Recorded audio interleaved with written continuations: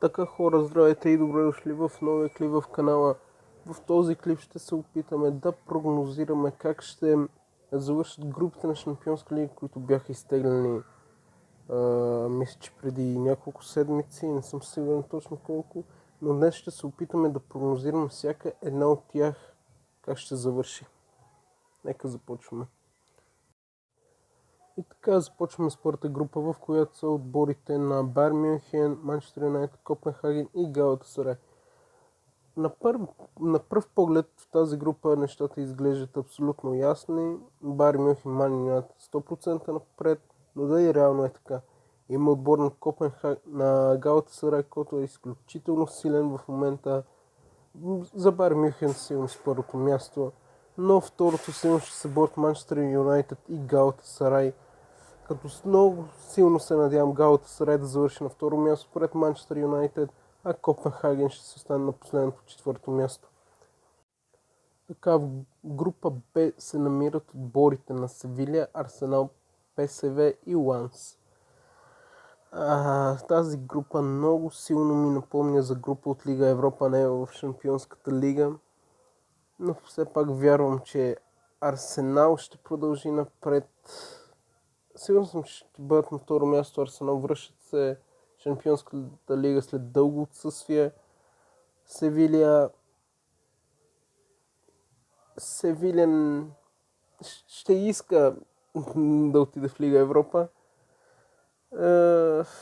Не съм сигурен, но мисля, че ПСВ ще бъдат на първо място, Арсенал на второ, Севиля на трето и Ланс ще се стане на последното четвърто място. Да видим дали в края на групата фаза ще съм прав. Време за група С, в която се намират Наполи, Реал Мадрид, Прага и Унион Берлин. Тук няма какво да се кривя душата и казвам Реал Мадрид на първо, Наполи на второ. Просто класата между Наполи, Реал Мадрид и класата на Прага и Унион Берлин е от тук до небесата. Да, така че Реал Мадрид първо, Наполи второ. Битката ще бъде за трето място, но личните ми симпатии отиват към Унион Берлин. Знам, че е дебютен сезон за тях в Шампионската лига, но ще завършат пред Прага след края на груповата фаза и ще се насочат към Лига Европа. В група D нещата стоят малко по-интересно, защото тук са Бенфика, Интер, РБ Залцбург и Реал Сосиедад. Залцбург си абонирани за последното място в тази група, поне аз така виждам нещата. Битката ще бъде между Реал Сосиедад, Интер и Бенфика за продължаване напред в Шампионската лига. Много ми е трудно да прогнозирам тук, но със сигурност един отбор, който ще продължи напред, ще бъде Бенфика. Смея да твърдя с 10 плюс точки. Битката остава между Интер и Реал Сосиедад, в която ще дам леко предимство, може би, на Интер за второто място, защото имат малко по-добър състав от Реал Сосиедад. Все пак играха полуфинал миналия сезон в Шампионската лига. Не, финал играха. Играх полуфинал и финал. Затова предимството ми отива към Интер за второто място, а Реал Сосиедад ще отиде в Лига Европа. Група И, Фейенорд, Атлетико Мадрид, Лацио и Селтик. Отново група, която прилича повече на група в Лига Европа, отколкото на Шампионската лига. Една от, може би, скучните групи за гледане, но все пак вярвам, че клас на Атлетико Мадрид и дата и на Лацио ще окаже влияние в тази група. Тези два отбора ще продължат напред в Шампионската лига. Селтик ще остане на последното място, докато Фейенорд ще завърши на почетното трето място. Просто класата на Атлетико Мадрид и Лацио е уникална в сравнение с тази на Фейенорд. Шампионите на Нидерландия трябва да отчетем и шампионите на Шотландия Селтик. Група F е една от най-интересната група е това.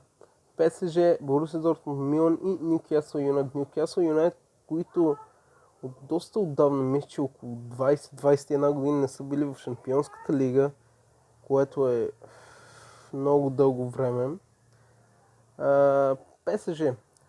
Колкото и да търси изненада, не мога да кажа, че те няма да преминат напред в Шампионската лига, завършвайки на първо място. Милан ще покаже класа, ще покаже своя менталитет в този турнир. Не случайно са втория отбор по трофеи в Шампионската лига. Те ще завършат втори. Нюкасъл и Борусия. Нюкасъл ще дадат много задно този сезон. Едно, че не са били в Шампионската лига от над 20 години, затова според мен ще завършат на последно място. Дортмунд си остава на трето място и продължава към Лига Европа.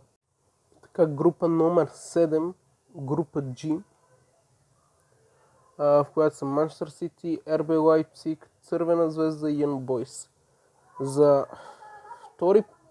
За трети пореден сезон Манчестър Сити и РБ Лайпциг се срещат в Шампионската лига, независимо в квалификации или групова фаза.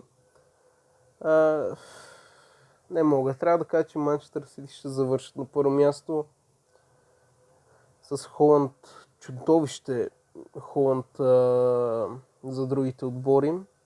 Със сигурност ще има 2 победи на Лайпциг отново.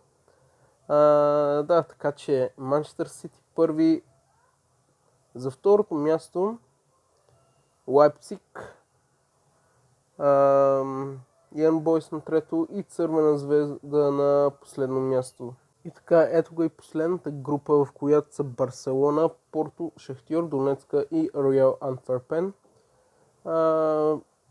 Честно казано, доста лесна група за Барселона.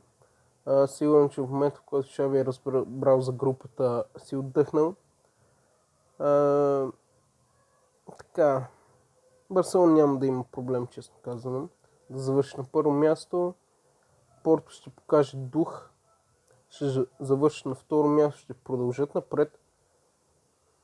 Шахтьор Донецка и Антверпен ще останат да се борят за трето място, но вярвам, че ако не са бъдат шампионите на Белгия, Антверпен ще се преборят с украинския грант за продължаване напред в евротурнирите.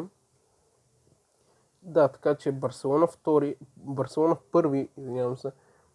първи, Порто втори, Антверпен трети и Шахтьор Донецка на последното четвърто място.